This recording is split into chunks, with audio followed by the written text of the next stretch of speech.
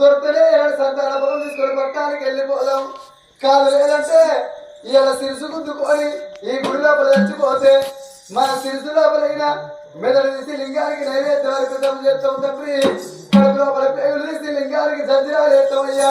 ఆ శరీరం లోపల రక్తం తీసి గుడికి చాటి పట్టు వేసిన పర్వాలేదు.